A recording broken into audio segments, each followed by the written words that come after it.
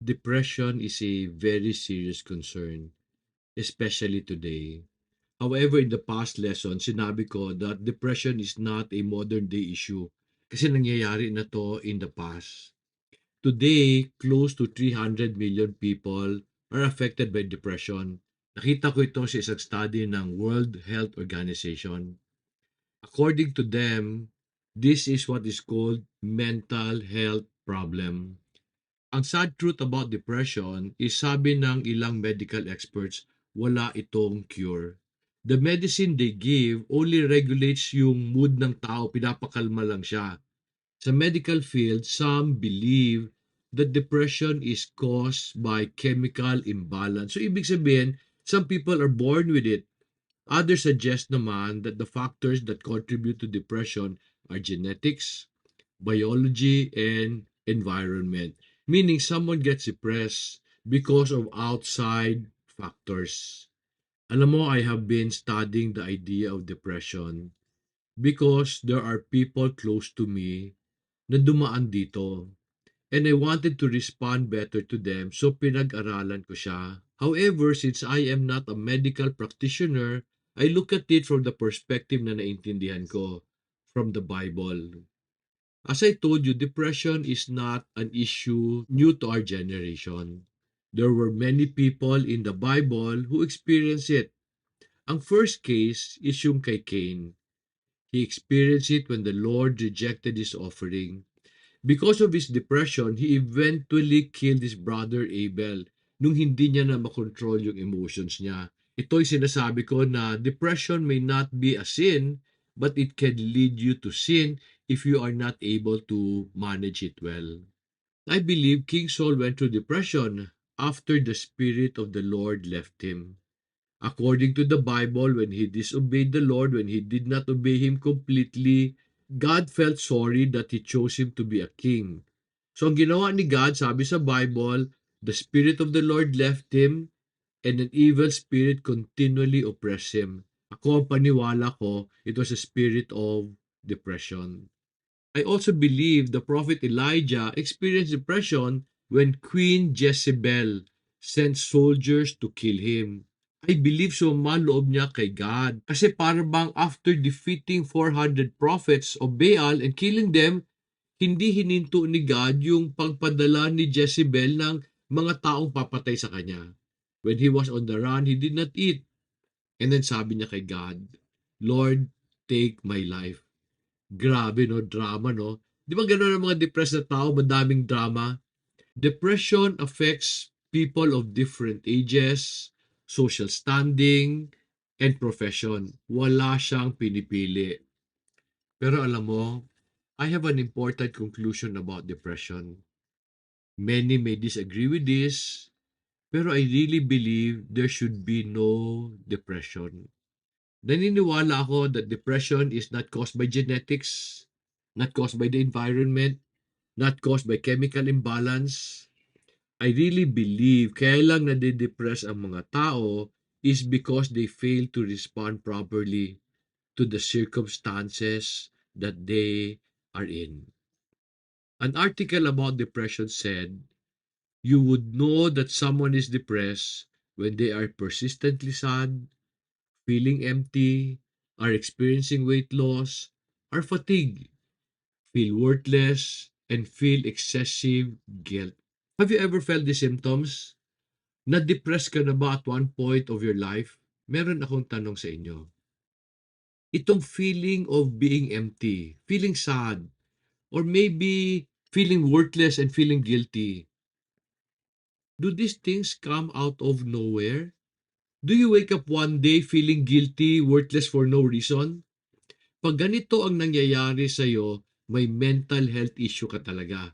Ang tawag sa'yo baliw. Kasi wala namang rason para malungkot, walang rason para mag-guilty. Ba't ka nagigilty kung wala ka namang ginawa? Depression is a feeling built over time and triggered by certain events. According to studies, the things that trigger depression are the loss of a loved one, a major calamity, difficult trials, conflicts, persecution, and great financial loss. So depression does not come from the outside. They may be triggered by things from the outside, but depression is an issue you have inside. You will not feel depressed if these difficult things happen only once. People become depressed when the trigger happens repeatedly over an extended period. In my study, I discovered another truth. I discovered that depression is a cure, but it is not medical in nature. The cure to your depression is you. While I know that there are cases of people becoming depressed because they have hormonal imbalance, the majority are depressed only because they cannot respond properly to the circumstances that they are in. For example, nagalit ka, gusto mo magbago yung kaaway mo. Nung hindi siya nagbago, na-depress ka. 'Di ba pwede mo rin namang isipin na baka naman ikaw ang dapat magbago. Nung nalugi ang negosyo mo, imbes na ma-depress ka, you should learn from your mistakes para pag nagnegosyo ka ulit, hindi mo na gagawin yung mali na yun. Let me show you what I mean when I say you are the cure to your depression. Let me go back to the lesson of Cain when he felt depressed because the Lord rejected his offering.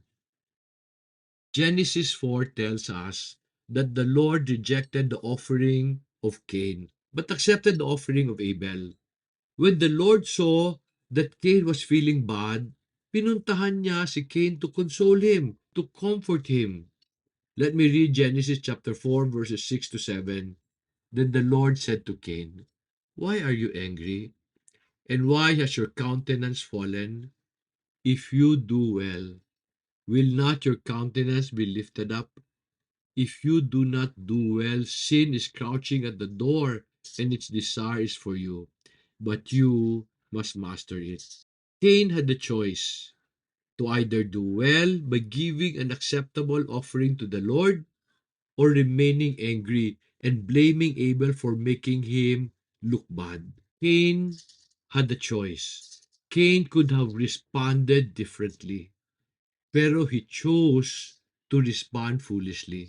Imbes na baguhin niya yung pagkukulang niya sa Panginoon, ginawa niya, pinatay niya yung kapatid niya, hoping na magbago ang tingin ng Panginoon sa kanya kung nawala na yung kapatid niya. So yung case ni Cain, may solusyon yun. Ang solusyon nun, si Cain. Many times life will put us in situations we do not like. May times na you will find a job that brings out the worst in you. Or maybe you will be given an inheritance that you do not like. When these things happen, most people will leave to look for something better elsewhere. I have often said that if you do not see something as a blessing, you will never enjoy it as a blessing. But how can you see a burden as a blessing when it brings so much pain?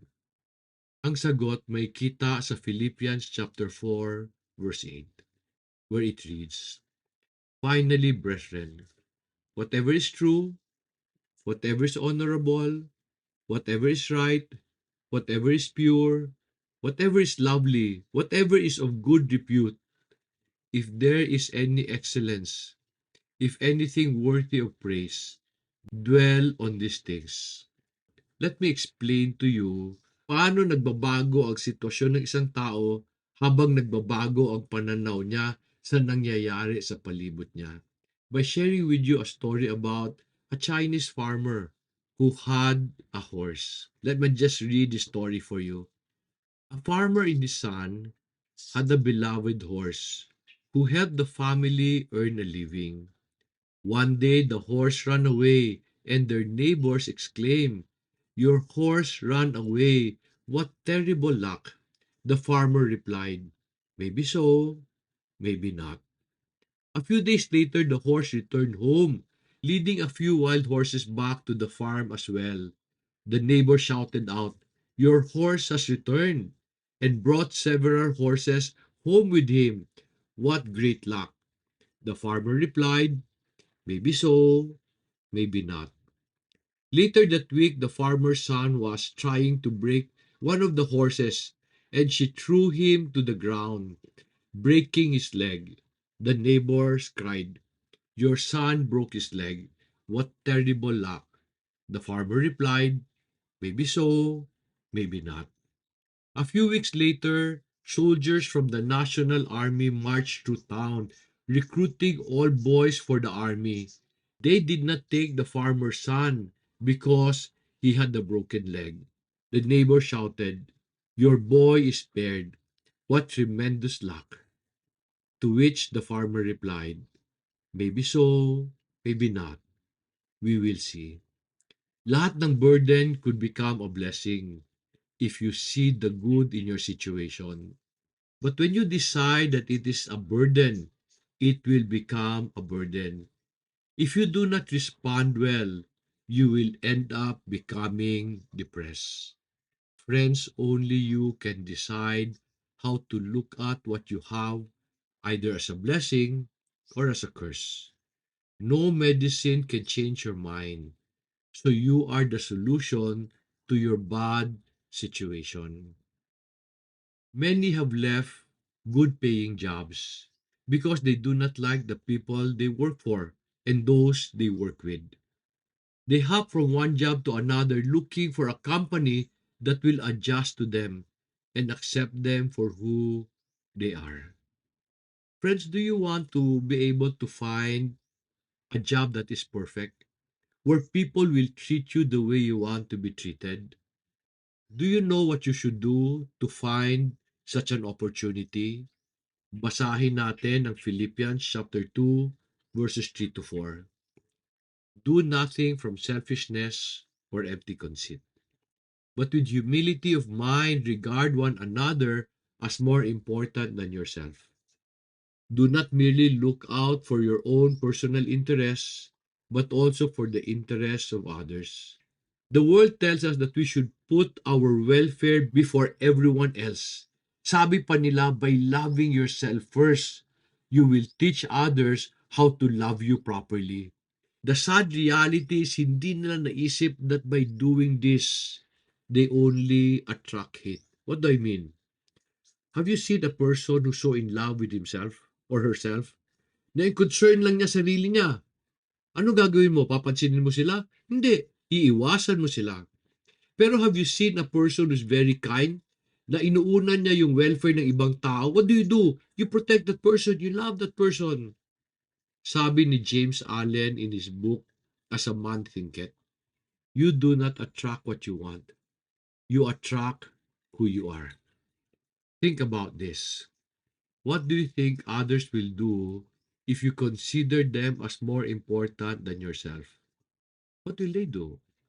Diba they will treat you with respect and make sure you feel important also? But who decides how others will treat you? You and you alone. If you treat them respectfully, they will treat you in the same way. If you are only concerned about yourself, they will leave you alone to take care of yourself. When you do not do well or do not like where you are and the people around you, you will start to experience emotional rejection. This will lead you to mental health problems and then depression. Most people who are experiencing this also tend to worry. And when they worry, lalo silang nadidepress.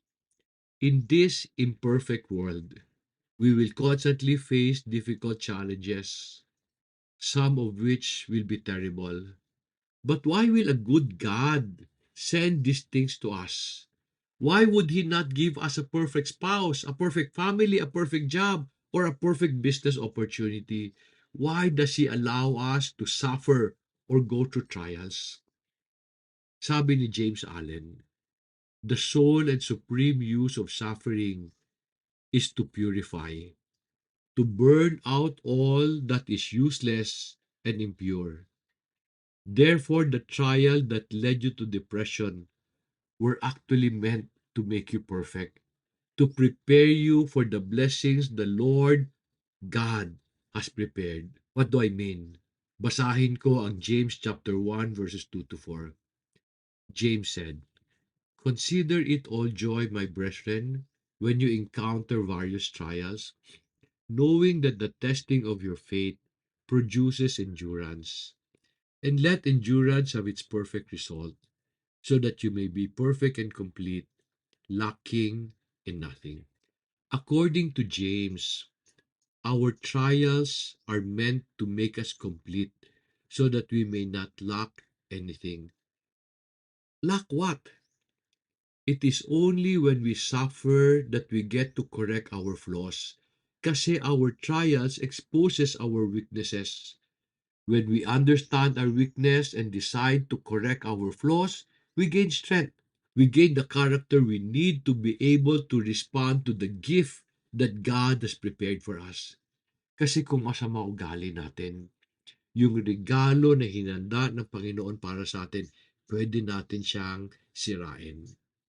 If you look back, you will find that your greatest growth happened during your worst trial. Friends, let me repeat what I said, or the main point of this lesson.